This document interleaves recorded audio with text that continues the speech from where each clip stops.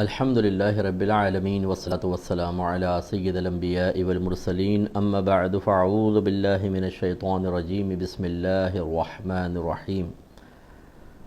جتنے بھی ہمارے بہن بھائی پوری دنیا میں ہمیں سن رہے ہیں ان میں سے خاص طور پر انہیں کہ جن کے روزے سٹارٹ ہو چکے ہیں، رمضان کی آمد ان کے ملکوں میں ہو چکی ہے، انہیں بھی، اور جو ہمارے ملک پاکستان میں خاص طور پر لوگ موجود ہیں، سب کو میری طرف سے السلام علیکم ورحمۃ اللہ وبرکاتہ۔ اور اس کے علاوہ رمضان کی مبارکباد، اور یہ دعا دل سے ہے کہ اللہ تبارک و تعالی ہمیں اس رمضان کی قدر کرتے ہوئے اپنی مغفرت کا سامان کرنے، گناہوں کا کفارہ کرنے، نیکیوں میں اضافے اور اللہ تعالیٰ کے قریب ہونے کی توفیق عطا فرمائے۔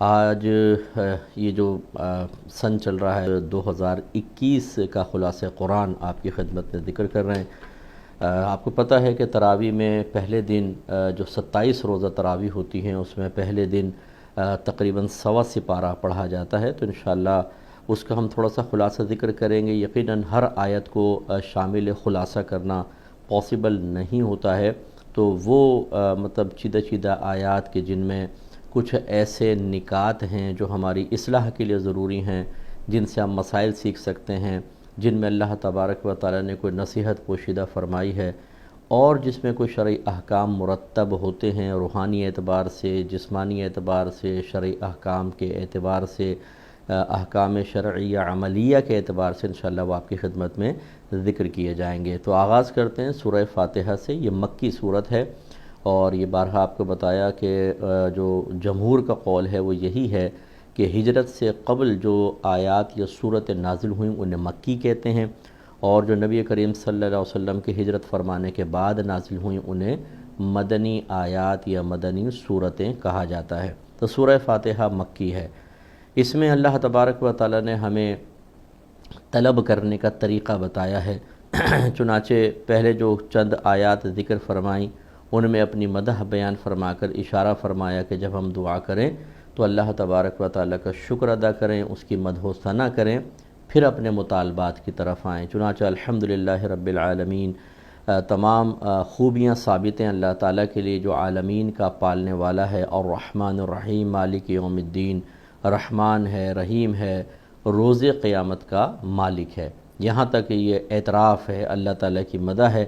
پھر اعتراف عبودیت ہے کہ ایاک نعبد و ایاک نستعین، ہم خاص تیری ہی عبادت کرتے ہیں اور خاص تجھی سے مدد طلب کرتے ہیں۔ یہ ایک پوائنٹ اچھی طرح یاد رکھیں، یہ آیات کا نزول 15ویں صدی ہجری میں نہیں ہوا۔ آیات قرآن پاک آج سے کم و بیش 1500 سال پہلے سینہ مصطفیٰ صلی اللہ علیہ وسلم پر نازل ہوا، لہٰذا سب سے پہلے ان آیات کو اسی ماحول کے اعتبار سے آپ کو دیکھنا ہوگا، پھر اس کے بعد ثانیاً اپنے یہاں کے ماحول کے اعتبار سے، کیونکہ بہرحال قرآن پاک قیامت تک کے لیے نازل کیا گیا۔ تو اب یہ جو اللہ تعالیٰ نے فرمایا ایاک نعبد، یہ اصل میں ان کفار کے رد کے لیے تھا کہ وہ بتوں کی عبادت بھی کرتے تھے، تو اللہ تعالیٰ نے اس کے جواب میں مسلمانوں پر لازم کیا کہ ہم یہ اعتراف کریں کہ تم بتوں کی عبادت کرتے ہو، ہم خاص اللہ کی عبادت کرتے ہیں۔ وَإِيَّاكَ نَسْتَعِينُ، اور ہم خاص تجھ ہی سے مدد طلب کرتے ہیں۔ یہ بھی انہی کفار کے مقابلے میں تھا کہ تم بتوں کو مستقل بالذات سمجھ کر ان سے طلب امداد کرتے ہو، تم یہ سمجھتے ہو کہ یہ بت ہمیں کھانا دے دیں گے، یہ تم سمجھتے ہو یہ بت جو ہیں یہ بارشیں برسا دیں گے، یہ ہماری مرادیں پوری کریں گے۔ ایسا نہیں ہے، بلکہ تمہارے مقابلے میں تم ان کی طرف متوجہ ہوتے ہو، اور ہم مستقل بالذات سمجھتے ہوئے، مستقل بالذات وہ جو کسی کا محتاج نہیں، ہم کسی کا محتاج نہ سمجھتے ہوئے اللہ تبارک و تعالیٰ سے طلب امداد کرتے ہیں۔ تو بس یہ اسی تناظر میں اس کو دیکھا جائے، لہٰذا اللہ تعالیٰ کے محبوب بندوں سے طلب امداد، اسی طریقے سے دنیاوی لحاظ سے طلب امداد، وہ اس سے خارج ہوگی۔ اگر ہم ایک چیز کا اعتراف کرتے ہیں تو وہ اعتراف دوسری چیز کی نفی پر مشتمل ہو یا نفی کو شامل ہو، ضروری نہیں۔ اگر میں کلاس میں کہتا ہوں یہ بچہ بہت ذہین ہے تو بقیہ کی ذہانت کا انکار نہیں۔ اب جب ہم کہتے ہیں اللہ تعالیٰ ہم خاص تجھی سے مدد طلب کرتے ہیں، تو اس کا مطلب یہ نہیں کہ کسی اور سے نہیں کرتے ہیں۔ ہاں، وہ جو میں نے بتایا کہ ماضی کے تناظر میں، نبی کریم صلی اللہ علیہ وسلم کے تناظر کے دور کے تناظر میں دیکھیں گے تو ضرور یہ ہوگا کہ اللہ تعالیٰ وہ بتوں سے مانگتے ہیں، ہم فقط اس سے مانگیں گے۔ لیکن جو اللہ کے محبوب بندے ہوتے ہیں، جیسے انبیاء علیہم السلام، ہر نبی کے پاس ان کے امتی حاضر ہو کر اپنی حاجات کا سوال کرتے رہے، حالانکہ خصوصاً صحابہ کرام علیہم الرضوان کی ہم مثال لے لیتے ہیں، وہ اچھی طرح اس بات کو جانتے تھے کہ تمام خزانے اللہ تعالیٰ کے دست قدرت میں ہیں، وہ کسی کا محتاج نہیں، وہی عطا فرمانے والا ہے، اور اللہ تعالیٰ کی بارگاہ میں التجا کرنا افضل بھی ہے، اولیٰ بھی ہے۔ اس کے باوجود وہ نبی کریم صلی اللہ علیہ وسلم کے پاس آئے اور اپنی حاجات کی تکمیل کے سلسلے میں آپ سے درخواست پیش کی۔ اس کا مطلب ہے کہ ان کا کوئی اللہ پہ اعتقاد یا اعتماد اٹھ نہیں گیا تھا، ان کا یہ عقیدہ نہیں ہو گیا تھا کہ ہم اللہ کو چھوڑ کر رسولوں کے پاس آئیں، ان کا یہ اعتقاد نہیں تھا کہ اللہ کے خزانوں میں کمی پیدا ہو گئی ہے اور نبی دے سکتے ہیں، بلکہ ان کا ذہن یہی تھا کہ دینے والی ذات اللہ تبارک و تعالیٰ کی ہے، لیکن وہ جب بھی دیتا ہے کسی نہ کسی وسیلے سے عطا فرماتا ہے۔ اور یہ میں آپ سب کو بھی عرض کروں گا کہ کوئی ایک چیز مجھے ایسی بتائیے گا جو براہ راست آسمان سے آپ کے گھر کے صحن میں گرا دی گئی ہو۔ یہ دنیا عالم الاسباب ہے، اس میں اللہ تبارک و تعالیٰ نے ایک چیز کے حصول کے لیے دوسرے کو وسیلہ بنایا ہے، اسی لیے اللہ تعالیٰ نے وَابْتَغُوا إِلَيْهِ الْوَسِيلَةَ بیان فرمایا کہ اللہ تعالیٰ کی بارگاہ میں وسیلہ تلاش کرو۔ اسی طریقے سے وَلَوْ أَنَّهُمْ إِذ ظَلَمُوا أَنفُسَهُمْ جَاءُوكَ فَاسْتَغْفِرُوا اللَّهَ وَاسْتَغْفَرَ لَهُمُ الرَّسُولُ لَوَجَدُوا اللَّهَ تَوَّابًا رَحِيمًا۔ اللہ نے فرمایا کہ حبیب ان لوگوں سے کہہ دیجئے کہ اگر یہ اپنی جانوں پر ظلم کر بیٹھیں، یعنی گناہ کر بیٹھیں، تو یہ نہیں کہ مصلی بچھائیں، اللہ کی بارگاہ میں التجا کریں، منع یہ بھی نہیں ہے، لیکن اس آیت کے تناظر میں عرض کر رہا ہوں، تو کیا فرمایا؟ جاؤ کا، آپ کی بارگاہ میں حاضر ہو جائیں، پھر یہ اللہ کی بارگاہ میں استغفار کریں اور آپ بھی ان کے لیے استغفار کریں، رسول بھی ان کے لیے استغفار کریں، تو یہ ضرور اللہ کو بہت بخشنے والا مہربان پائیں گے۔ اس کا مطلب ہے کہ یہ قیامت تک کے لیے آیت ہے کہ نبی کریم صلی اللہ علیہ وسلم کو اللہ تعالیٰ کی بارگاہ میں اپنے لیے بخشش و مغفرت کا وسیلہ بنانا خود اس آیت سے ثابت ہے۔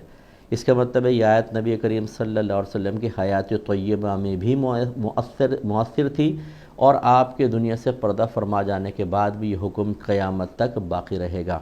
اس سے ان لوگوں کا بھی ایک وسوسہ دور ہو جاتا ہے جو کہتے ہیں کہ بھئی زندگی میں تو ٹھیک ہے نبی کریم صلی اللہ علیہ وسلم سے کو وسیلہ بنانا، ان سے کچھ طلب کرنا صحابہ کرام سے ثابت ہے، لیکن بعد وفات، تو بعد وفات دیکھیں یہ آیت خود ظاہر کر رہی ہے کہ سرکار کے دنیا سے پردہ فرما جانے کے بعد بھی آپ کا تعلق امت سے منقطع نہیں ہوتا، بلکہ آپ دعاؤں کے ذریعے نبی کریم صلی اللہ علیہ وسلم اللہ کی بارگاہ میں التجا کر کے بخشش اور مغفرت کے دروازے کھلواتے رہتے ہیں۔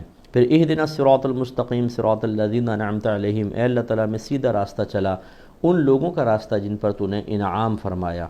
بہت ہی ضروری بات ہے، جتنے میرے خصوصاً ینگسٹر اس کو سن رہے ہیں، بچے ہوں بچیاں ہوں، ہم کہتے ہیں کہ یہ آج کل بہت زیادہ اسکولز آف تھاٹ کھل گئے ہیں، تھاٹس چینج ہو گئی ہیں، نظریات بدل گئے ہیں، ہم کس کے ساتھ ملیں، کس کے پیچھے جائیں۔ قرآن نے ہمیں اسی آیت میں، اس پہلی صورت میں اللہ تبارک و تعالیٰ نے ضابطہ قاعدہ بتا دیا۔ یہ نہیں فرمایا اے اللہ تعالیٰ میں سیدھا راستہ چلا، وہ راستہ جو قرآن کا راستہ ہے، وہ راستہ جو حدیث کا راستہ ہے، ہمیں توفیق عطا فرما کہ ہم انٹرنیٹ پر بیٹھ جائیں اور ریسرچ کر کے خود کو نتیجہ مرتب کریں، نو، بلکہ اللہ تعالیٰ نے معیار بنایا اپنے انعام یافتہ بندوں کو۔ 1500 سال میں جتنے ایسے لوگ جن کو آپ اللہ کا انعام یافتہ سمجھتے ہیں، ان میں سے میجورٹی کو نکال لیں، کیونکہ انعام یافتہ سب کو، بہت سو کو سمجھا جاتا ہے، میجورٹی کو نکال لیں۔ میجورٹی کی بھی بات اس لیے کر رہا ہوں کہ نبی کریم صلی اللہ علیہ وسلم نے فرمایا کہ لا تجتمع امتی علی الضلالہ، میری امت کبھی گمراہی پر مجتمع نہیں ہوگی۔ اس کا مطلب ہے 1500 سال میں جن کو بڑا سمجھا جاتا ہے ان کی میجورٹی ہمیشہ حق پر قائم رہی ہے۔ بس 1500 سال کے بزرگوں کو دیکھ لیں، ان کے نظریات کیا تھے، ان کے معمولات کیا تھے، ان کے اعتقادات کیا تھے، اس کے مطابق چلیں، وہ اللہ کے انعام یافتہ بندے ہیں، ان کے راستے پہ چلیں۔ اور یہ پوائنٹ ذہن میں رکھیے گا کہ جو آپ کو دور صحابہ میں لے جائے اور اس کے بعد اپنے تک بیچ کا حصے کو کہے کہ نکال دو، اس کا مطلب ہے وہ ٹھیک نہیں ہے۔ تو اس لیے کبھی بھی اپنے اکابرین سے بدظن نہ ہو۔ نبی کریم سے علم اور دین صحابہ میں منتقل ہوا، صحابہ سے تابعین، تابعین، اور ہر دور میں ان بزرگوں سے ہوتا ہوا دین آپ اور مجھ تک پہنچا ہے۔ انہی کو بیچ میں آپ خائن کہہ دیں گے، انہی کو برا کہیں گے، تو خود بتائیے کہ اس جو دین آپ کے پاس ہے، یہ شکوک و شبہات سے بالاتر کیسے رہ سکتا ہے؟ اگر کچھ لوگ بیچ میں خائن شامل ہو جائیں تو کیا وہ دین کے اندر گڑبڑیں نہیں کریں گے؟ تو اس لیے کہنے کا مطلب یہ ہے کہ اکابرین بہت بڑی دولت ہیں، اکابرین سے اپنا تعلق مضبوط رکھیں۔ جو اکابرین پر تنقید کر کے آپ کو ان سے بدگمان کر کے یہ ذہن بنائے کہ یا تو دور صحابہ میں چلے جاؤ یا اس کے بعد مجھ سے کانٹیکٹ کرو، بیچ میں چھوڑ دو، تو اس کا مطلب ہے وہ آدمی صحیح نہیں ہے۔ تو یہ ایک طریقہ بتایا کہ پہلے حمد و ثنا، اس کے بعد پھر طلب امداد کی جائے، یعنی اللہ سے کچھ طلب کیا جائے۔ اس کے بعد سورہ بقرہ ہے، یہ مدنی صورت ہے، ویسے یہ اجتماعی طور پہ مدنی ہے، کچھ آیات اس کی مکی بھی ہیں۔ اللہ تعالیٰ نے اس میں ابتدا میں ہی بیان فرمایا کہ ذالک الکتاب لا ریب فیہ، یہ وہ ذیشان کتاب ہے جس میں شک کی کوئی گنجائش نہیں ہے۔ اس کا مطلب ہے کہ شک کی گنجائش کہاں پیدا ہوتی ہے؟ جب اس کی مثل بنا سکیں۔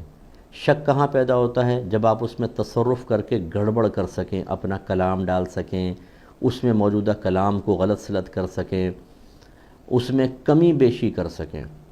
جیسے کوئی شرعی کوئی حکم ہو، گورنمنٹ حکم جاری کرے، کوئی اس کو 4 لائنیں بیچ سے کاٹ کر باقی دے دے، تو اب اس میں شک و شبہ پیدا ہو گیا کہ بھئی یہ واقعی بے عینی وہ ہے کہ نہیں ہے۔ اس کا مطلب ہے جب اللہ تعالیٰ اس کتاب کو شک سے بالاتر قرار دے رہا ہے تو اس کے وسیع تر مفہومات پر اگر نگاہ ڈالی جائے تو یہ تمام مفہومات آتے ہیں کہ اس کی مثل کوئی نہیں بنا سکتا، اس میں کمی بیشی کوئی نہیں کر سکتا، اس کے اندر تبدیلی کوئی پیدا نہیں کر سکتا، تب یہ شکوک و شبہات سے بالاتر ہوگی۔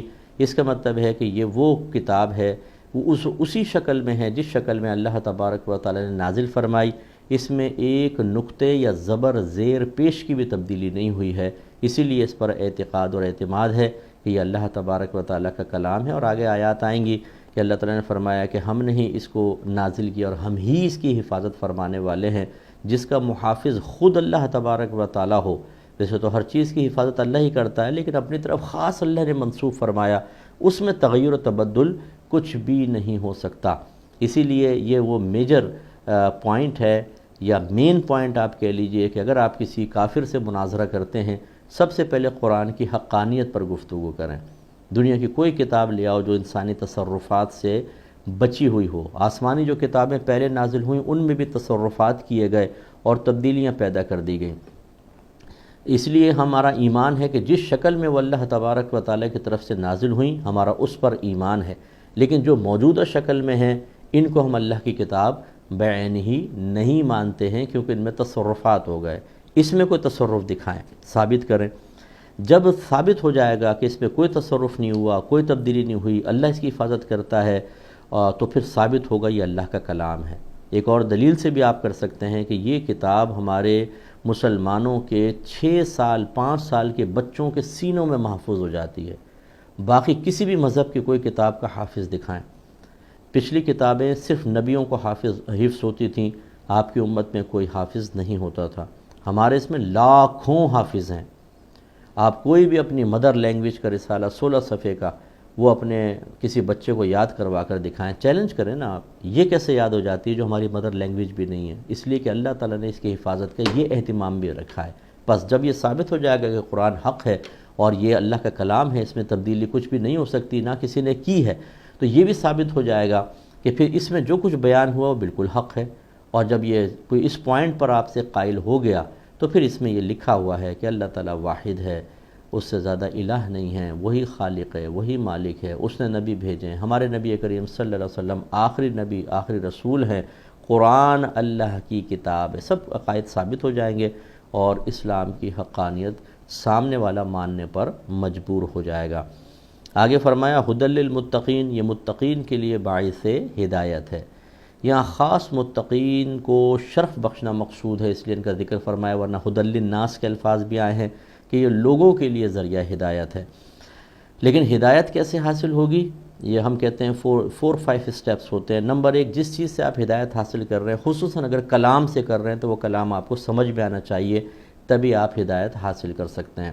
اب مثال کے طور پہ اگر میں کہوں، میں آپ کو بہت اچھی بات بتا رہا ہوں، ہدایت حاصل کریں، چی چی چی چی چوں چوں۔ اب میں کہوں ہدایت مل گئی آپ کو، تو آپ کہیں گے مفتی صاحب کلام ہی سمجھ میں نہیں آیا تو ہدایت کہاں سے ملے گی؟ اس کا مطلب ہے فرسٹ سٹیپ کیا ہے؟ کلام کا سمجھنا۔ نمبر 2، اس کو غور سے سننا۔ اگر آپ سنیں گے نہیں، میں بول رہا ہوں آپ سن ہی نہیں رہے، پھر میں کہوں گا ہدایت مل گئی، آپ کہیں گے ہم نے تو سنا ہی نہیں، اس کا مطلب سننا بھی ہوتا ہے۔ تیسرا، اس کو اچھی طریقے سے سمجھنا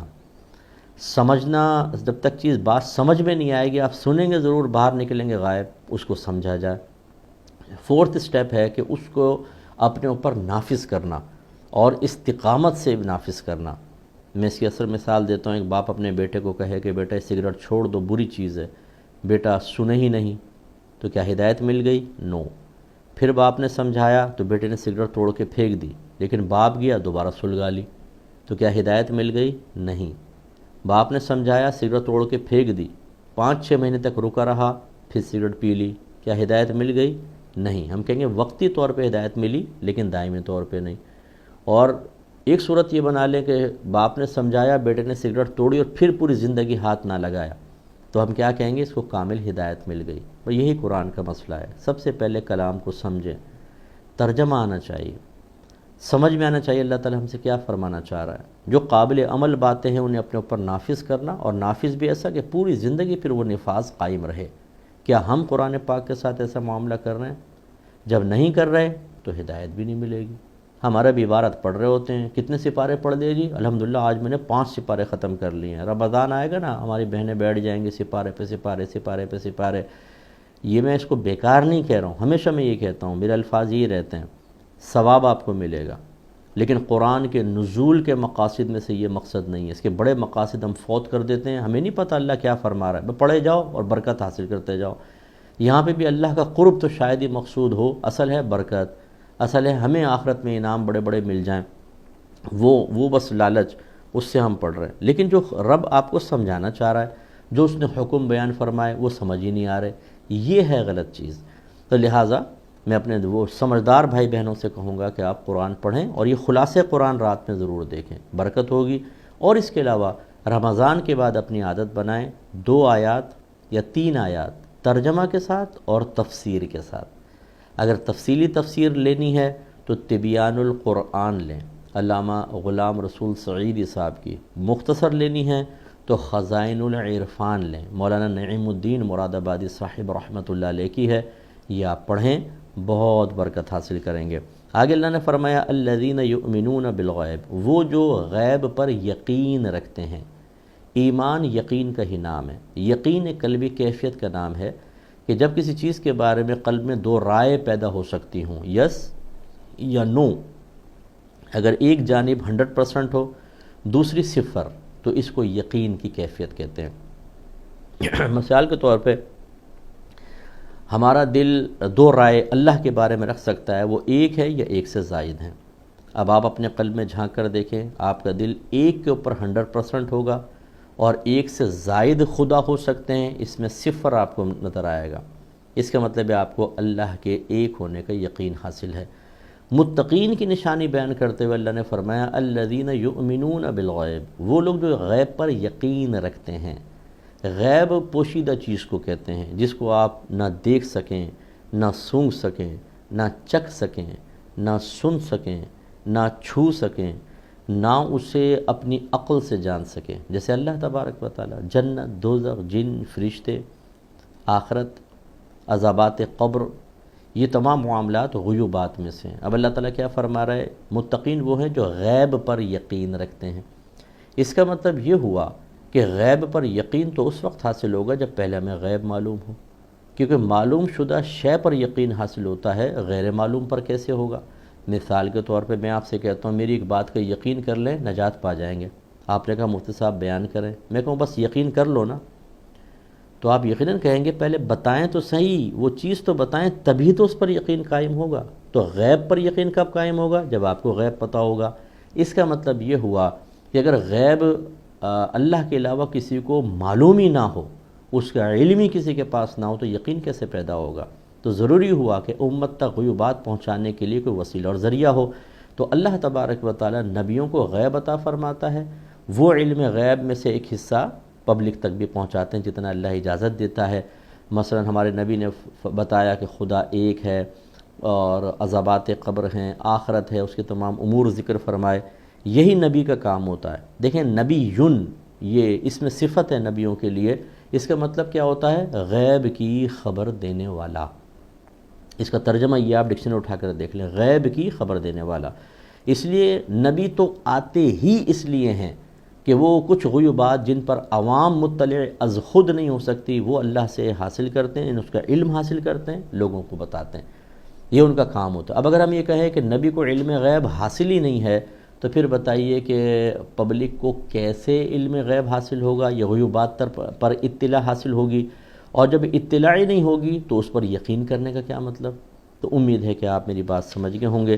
انشاءاللہ غیب کے مسئلے پر مزید کلام میں اگلی آیات میں بھی انشاءاللہ عرض کروں گا۔ پھر اللہ تعالیٰ نے آگے ایک آیت بیان فرمائی، وَإِذَا قِيلَ لَهُمْ آمِنُوا كَمَا آمَنَ النَّاسُ قَالُوا أَنُؤْمِنُ كَمَا آمَنَ السُّفَهَاءُ أَلَا إِنَّهُمْ هُمُ السُّفَهَاءُ وَلَكِنْ لَا يَعْلَمُونَ۔ اس میں اللہ تعالیٰ نے یہ بات ہمیں سمجھائی ہے کہ دین کے معاملے میں، طریقے اختیار کرنے کے معاملے میں اور اللہ کی اطاعت اختیار کرنے کے سلسلے میں کسی کو رول ماڈل بنائیں تو بہت اچھی بات ہے۔ نبی کریم صلی اللہ علیہ وسلم کے دور میں دو گروہ واضح تھے، ایک مومنین کا، ایک منافقین کا، تیسرے کفار بھی تھے، لیکن یہاں منافقین کا مقابل میں منافقین ذکر کیے گئے ہیں۔ یعنی جب انہیں کہا جائے کہ تم صحابہ کی طرح ایمان لاؤ، جسے صحابہ کو یقین حاصل ہے، اللہ پہ کامل بھروسہ، نبی کریم صلی اللہ علیہ وسلم کو دل سے نبی ماننا، آپ کی اطاعت کے سلسلے میں سب کچھ لٹا دینا، نہ ماں کی پرواہ کرنا، نہ باپ کی، نہ اپنی جائیدادوں کی پرواہ کرنا، نبی کی زبان سے کلمہ نکلا اور سر تسلیم خم کیا، اور اگر نہیں بھی نکلا تو اشارہ ابرو سمجھ کر سرکار کی پسند پر اپنی پسند کو، آپ کی ناپسند پر اپنی پسندیدگیوں کو قربان کیا ہے، یہ طریقہ کار اختیار کریں۔ تو یہ سمجھایا گیا، اور جب کہا جائے انہیں کہ ایمان لاؤ جیسے ایمان لائے لوگ، الناس سے مراد صحابہ کرام ہیں، تو منافقین کیا کہتے ہیں؟ قالوا، وہ کہتے ہیں، نؤمن کما آمن السفہاء، کہ ہم اس طرح ایمان لائیں جیسے بیوقوف لوگ ایمان لائیں۔ اس کا مطلب اپنے بڑوں کو، اکابرین کو، حق پر ہونے والوں کو برا بھلا کہنا، یہ منافقین کا طریقہ ہوتا ہے۔ اللہ تعالیٰ فرماتا ہے، الا انہم ہم السفہاء، خبردار بے شک یہ ہی بے وقوف ہیں، صحابہ نہیں ہیں، یہ ہیں بے وقوف، ولکن لا یعلمون، لیکن یہ جانتے نہیں ہیں۔ اس کا مطلب یہ ہوا کہ یاد رکھیں 1500 سال میں جس طرح صوفیہ کا ذکر کیا جاتا ہے، علماء کا ذکر کرتے ہیں، مفتیان کرام کا کرتے ہیں، مجتہدین کا ذکر کرتے ہیں تاکہ ہمارے بچے ان کو رول ماڈل بنائیں، صحابہ کا تذکرہ کیا جاتا ہے، صحابیات کا تذکرہ کیا جاتا ہے، اور ان کی طرح پھر بننے کی کوشش کی جاتی ہے۔ یہ عین اس آیت کے حکم پر عمل پیرا ہونے کی صورت ہے، اور اس میں اشارہ ہے کہ ہم اپنے اکابرین کا ذکر کریں، بچوں کو کہیں کہ بیٹا ایسے بنو، ایسے بنو۔ اسی لیے میں نے شروع میں آپ کو عرض کیا کہ جو ان اکابرین میں عیوب و نقائص نکالے، ان کے اوپر تنقیدیں کرے، اس کو کبھی نہ سنیں، وہ آپ کو گمراہ کر رہا ہے اور خراب کر دے گا۔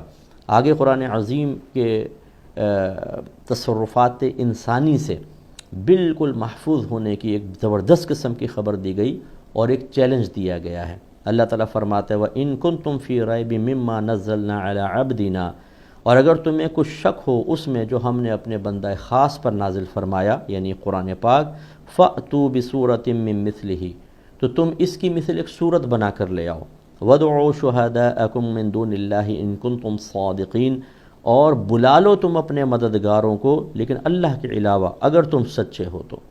سب کو چیلنج دیا، قیامت تک کا چیلنج ہے، بنائیں قرآن پاک کی ایک ایسی صورت جو فصاحت میں، بلاغت میں، آسانی میں، روانی میں، اسی طرح غیبی خبریں دینے میں، شرعی احکام مرتب کرنے میں قرآن کی مثلوں لے کر آئیں، کوئی نہیں لا سکا، نہ انشاءاللہ لا سکے گا۔ چنانچہ فرمایا فَإِن لَّمْ تَفْعَلُوا، پھر اگر تم نہ کر سکو، وَلَن تَفْعَلُوا، اور ہرگز نہ کر سکو گے، یہ غیبی خبر دے دی، تو فَاتَّقُوا النَّارَ الَّتِي وَقُودُهَا النَّاسُ وَالْحِجَارَةُ، تو ڈرو اس آگ سے جو جس کا ایندھن انسان اور پتھر ہیں، اعدت للکافرین، کافرین کے لیے وہ تیار کی گئی ہے۔ آگے اللہ تعالیٰ نے پھر آدم علیہ السلام کا ذکر فرمایا، آپ کی پیدائش کا، پھر فرشتوں کا اس پر مشورہ دینا، اور پھر علمی فضیلت حضرت آدم علیہ السلام کی ظاہر کرنا، جس کا ترجمہ میں آپ کو عرض کر دیتا ہوں کہ اور یاد کیجئے حبیب کریم صلی اللہ علیہ وسلم کہ جب آپ کے رب نے فرشتوں سے فرمایا کہ بے شک میں بنانے والا ہوں زمین میں ایک خلیفہ، تو انہوں نے عرض کی کہ کیا اے اللہ تعالیٰ تو اسے مقرر کرے گا جن کی نسلیں زمین میں فساد کریں گی اور خون بہائیں گی، حالانکہ ہم تیری حمد کے ساتھ تیری تسبیح بیان کرتے ہیں اور تیرے لیے تیری پاکی بیان کرتے ہیں۔ اللہ تعالیٰ نے فرمایا کہ بے شک میں وہ جانتا ہوں جو تم نہیں جانتے، اور سکھا دی اللہ تعالیٰ نے آدم علیہ السلام کو تمام نام، پھر پیش کیا انہیں فرشتوں پر، پھر فرمایا کہ تم مجھے ان چیزوں کے ناموں کی خبر دو اگر تم سچے ہو تو، یعنی سچے ہونے سے مراد اگر تم کہتے ہو ہم فوقیت رکھتے ہیں تو ذرا بیان کرو۔ انہوں نے کہا کہ اے اللہ تجھے پاکی ہے، ہمیں تو اتنا ہی علم ہے جتنا تو نے ہمیں سکھایا، بے شک تو علیم ہے، حکیم ہے۔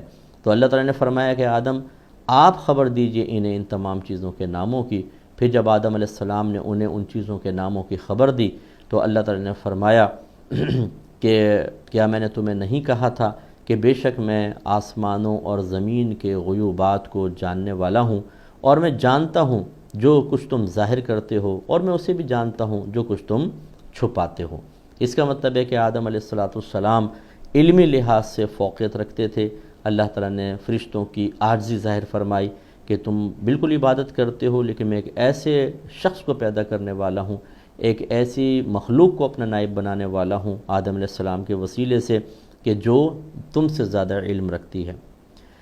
پھر اللہ تعالیٰ نے آگے بیان فرمایا، اور یاد کیجئے جب ہم نے فرشتوں سے کہا کہ سجدہ کرو آدم کو تو انہوں نے سجدہ کیا سوائے ابلیس کے۔ یہ سجدہ تعظیمی تھا، کیونکہ سجدہ عبادت کبھی بھی جائز نہیں، وہ صرف اللہ کی بارگاہ میں کیا جائے گا۔ کوئی غیر اللہ کو معبود سمجھ کر اس کے سامنے سجدہ عبادت کرے کافر و مرتد ہو جائے گا۔ لیکن سجدہ تعظیمی اس کا مطلب ہے کہ معبود سمجھ کر نہیں، قابل تعظیم سمجھ کر کسی کو سجدہ کیا جائے۔ یہ پچھلی شریعتوں میں جائز، لیکن ہماری شریعت میں حرام ہے، کفر نہیں ہے۔ کوئی مزار کو سجدہ کرے، کوئی پیر کو سجدہ کرے، حرام ہے لیکن کفر نہیں ہے، جب تک کہ صاحب مزار یا اپنے پیر کو اللہ کی مثل معبود نہ سمجھے کہ یہ اللہ کی طرح معبود ہے تب، اور ایسا کوئی بھی نہیں سمجھتا۔ یہ عام آدمی سے بھی پوچھیں گے تو ایسے کوئی حرکت نہیں کرے گا، تو بہرحال یہ سجدہ تعظیم حرام، لیکن اس زمانے میں جائز۔ تو اللہ تعالیٰ نے آدم علیہ السلام کو سجدہ کرنے کا، یعنی فرشتوں کو آدم علیہ السلام کو سجدہ کرنے کا حکم دیا، چونکہ ابلیس بھی ان کے ساتھ تھا، وہ بھی اس کا مکلف ہوا۔ لیکن یہاں پہ ایک بات سمجھیے، لیکن اللہ نے بیان فرمایا کہ فرشتوں نے سجدہ کیا، ابلیس نے نہیں کیا۔ سوال یہ ہے کہ سجدہ تعظیمی جب کروایا گیا تو کوئی نہ کوئی وجہ تعظیم تو ہوگی۔ کیا ہے وجہ تعظیم؟ آپ کہیں گے علم کی برکت سے، علم تھا جس کی وجہ سے آدم علیہ السلام کو بلندی حاصل ہوئی، تو ایک وجہ تعظیم حاصل ہوئی، تعظیماً اب سجدہ کرو۔ اس کا مطلب ہے علم کی بڑی فضیلت ہے۔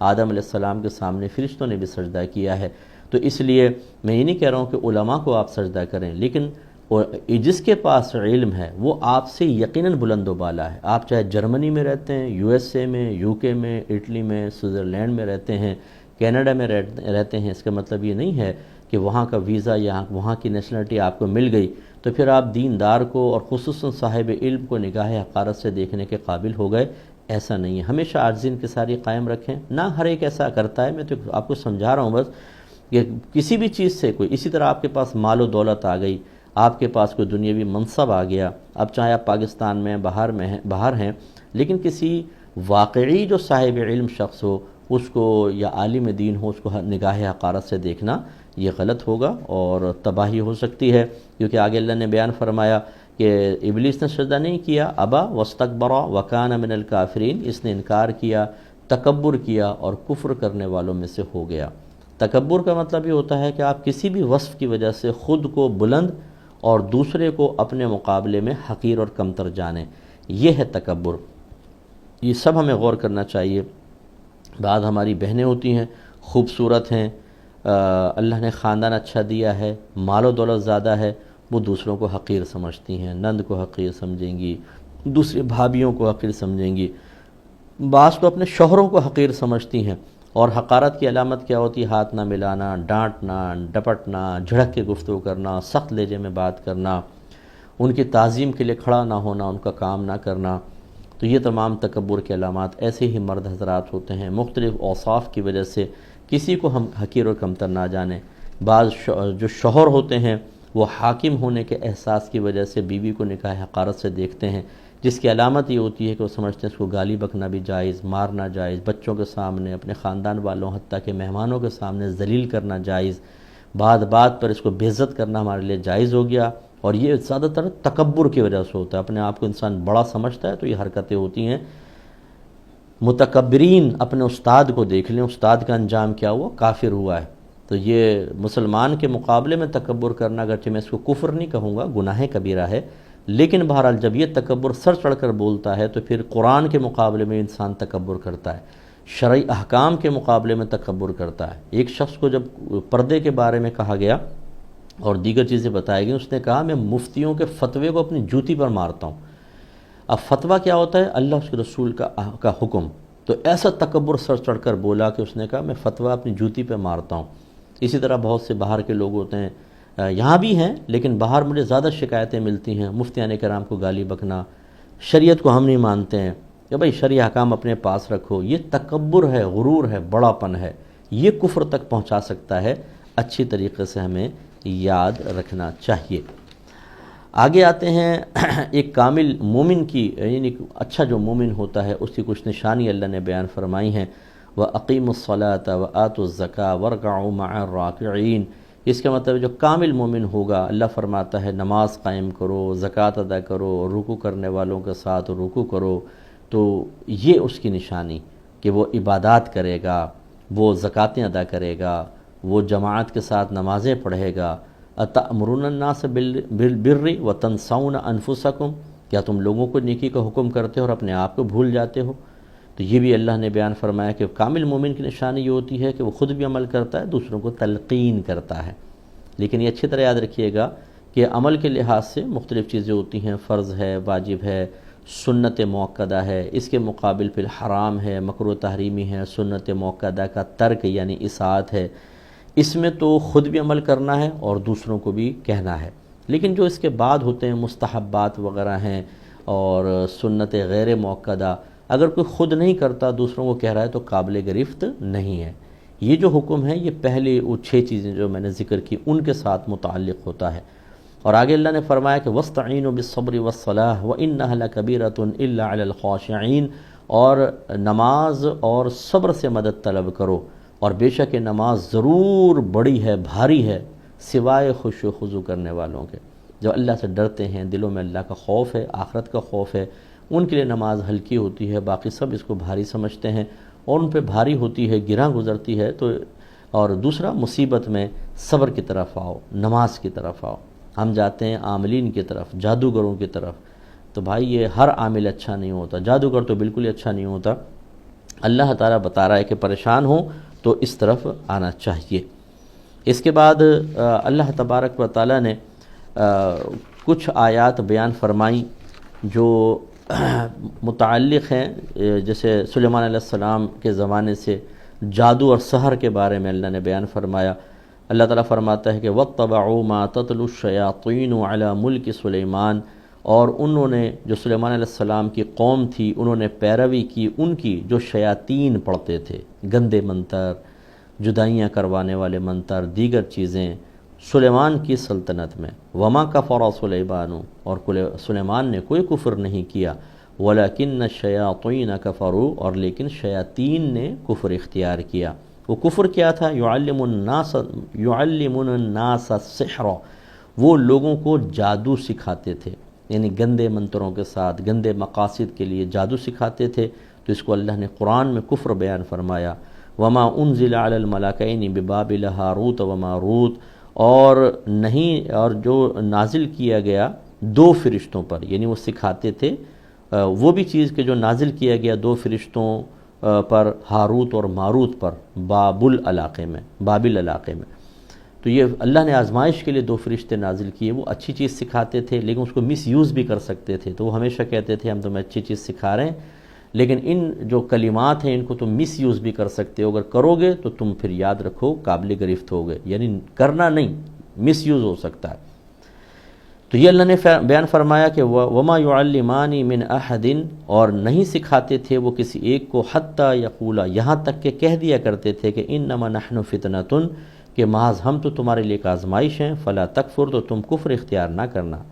فَيَتَعَلَّمُونَ مِنْهُمَا مَا يُفَرِّقُونَ بِهِ بَيْنَ الْمَرْءِ وَزَوْجِهِ، تو وہ بنی اسرائیل سیکھ لیتے تھے ان دونوں سے وہ چیز بھی کہ جس کے ذریعے وہ شوہر اور بیوی میں جدائی کرا سکیں، لیکن وَمَا هُمْ بِضَارِّينَ بِهِ مِنْ أَحَدٍ إِلَّا بِإِذْنِ اللَّهِ، اور نہیں تھے وہ ضرر پہنچانے والے اس جادو کے ساتھ یا منتروں کے ساتھ کسی ایک کو مگر اللہ کے حکم سے۔ بس یہ ہمارے بھائی بہن اچھی طرح سمجھیں کہ بعض کلمات ایسے ہوتے ہیں جن کے اچھے اثرات ہوتے ہیں لیکن ان کو منفی چیزوں کے لیے بھی استعمال کر سکتے ہیں، نہیں کرنا چاہیے، جن میں سے ایک چیز یہ ہے کہ شوہر اور بیوی میں جدائی تک ہو جاتی ہے۔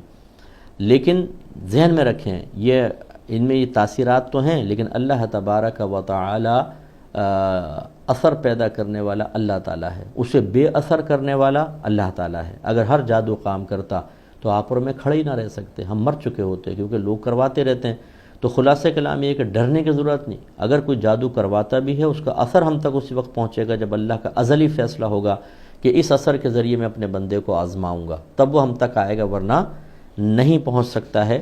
تو ان جادوگروں کے پاس نہیں جانا چاہیے، کیونکہ جیسے بیان فرمایا کہ بہت سی چیزیں ان میں سے کفر بھی ہوتی ہیں اور انسان تباہ و برباد ہو جائے گا۔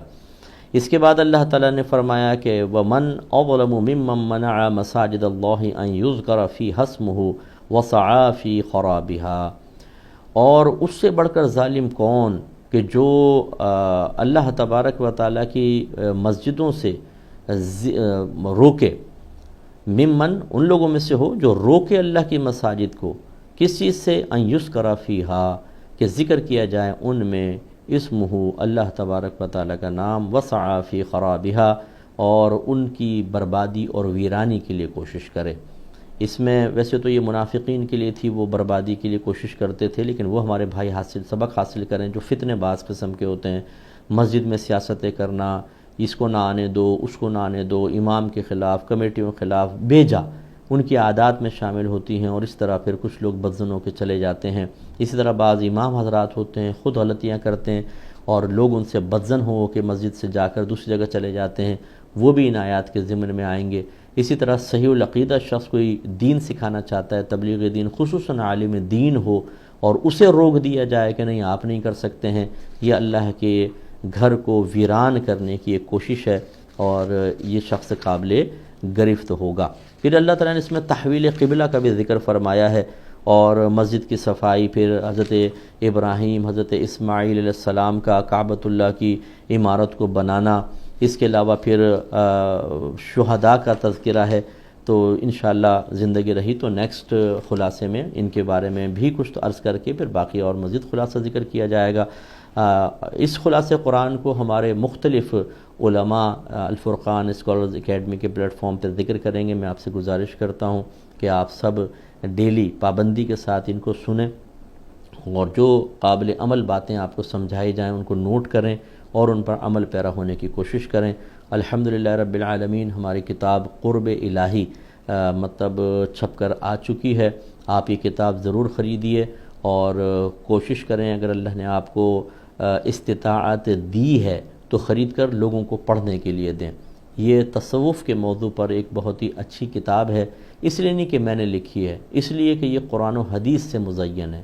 تصوف کو ہمیشہ قرآن و حدیث کی تعلیم کے روشنی میں سمجھیں گے تو برکت ہی برکت ہوگی، اور صرف ان تعلیمات کی روشنی میں آپ سمجھنے کی کوشش کریں گے جو صوفیہ کی طرف منسوب کی جاتی ہیں، لیکن ہر تعلیم پھر صوفیہ کی نہیں ہوتی، بلکہ لوگوں نے اپنے پاس سے بھی چیزیں شامل کر دی ہیں، اس سے گڑبڑ پیدا ہوتی ہے اور انسان گمراہی کی طرف جاتا ہے۔ موجودہ دور میں ایک نوجوان کس طریقے سے اللہ کا قرب حاصل کر سکتا ہے، ایک مسلمان کثرت مصروفیات کے باوجود اور اس طرح کے حالات کے باوجود اللہ کے قریب کیسے ہو سکتا ہے، یہ کتاب آپ کو اسٹیپ وائز سمجھائے گی۔ اس میں ہم نے 13 کمال لکھے ہیں، وہ 13 کمال اگر آپ حاصل کریں گے بہت برکت حاصل ہوگی۔ پہلے 10 کمال جو ہیں وہ آپ کو کسی پیر کی حاجت نہیں، یہ کتاب کو ہی آپ سامنے رکھیں اور اپنے اندر استطاعت پیدا کریں، استعداد پیدا کریں، اپنے اندر صلاحیتیں بیدار کریں، روحانی طاقت حاصل کریں، علم حاصل کریں۔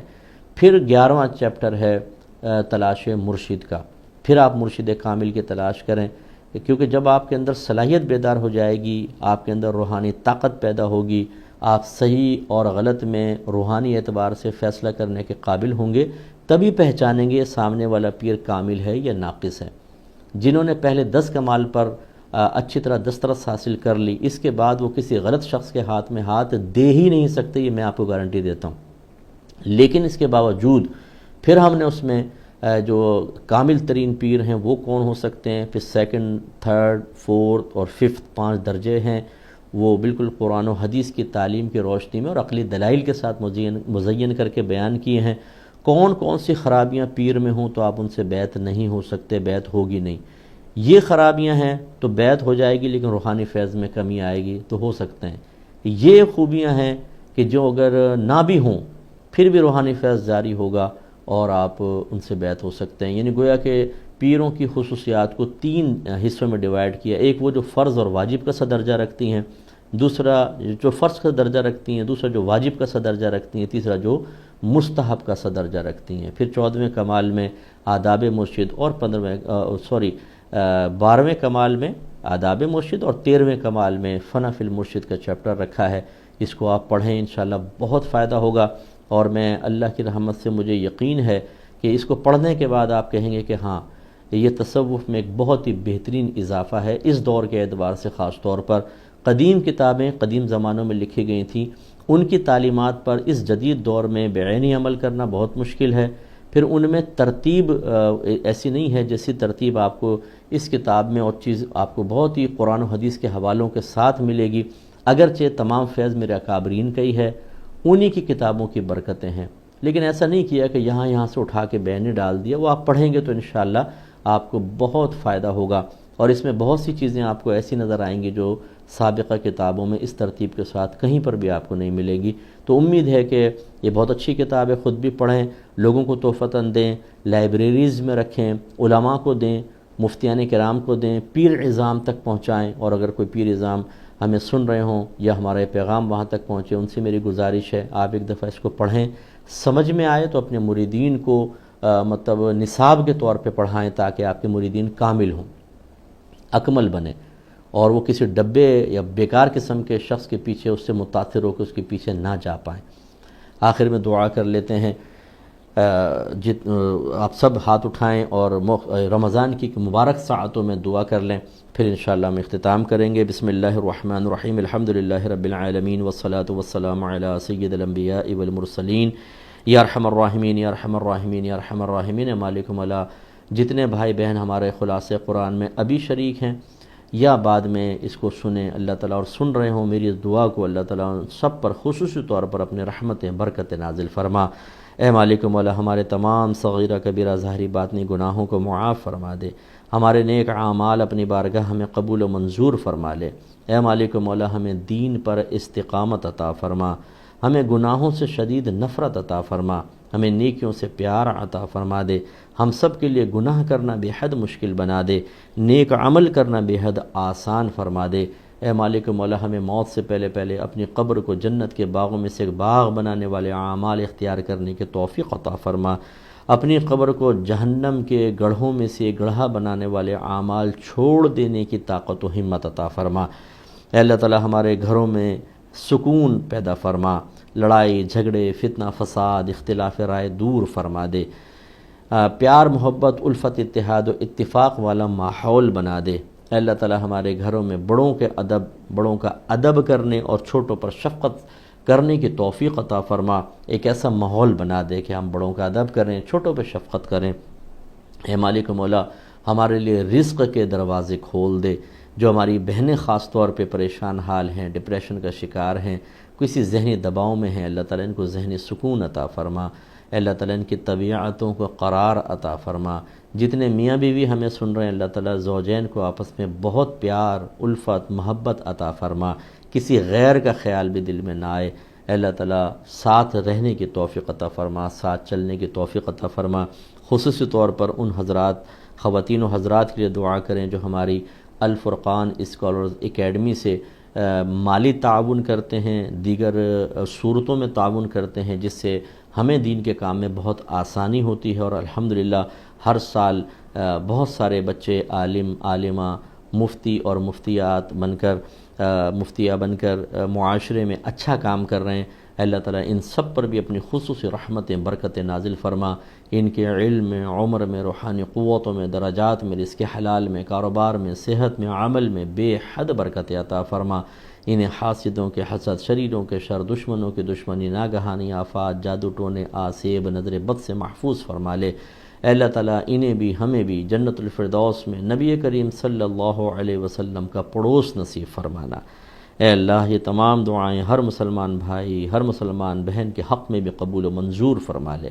ان اللہ وملائکتہ یصلون علی النبی یا ایہا الذین آمنوا صلوا علیہ وسلموا تسلیما۔ اللہم صل علی سیدنا و مولانا محمد وعلی آل سیدنا و مولانا محمد وآلہ وبارک وسلم۔ سبحان ربک رب العزت عما یصفون وسلام علی المرسلین والحمد للہ رب العالمین۔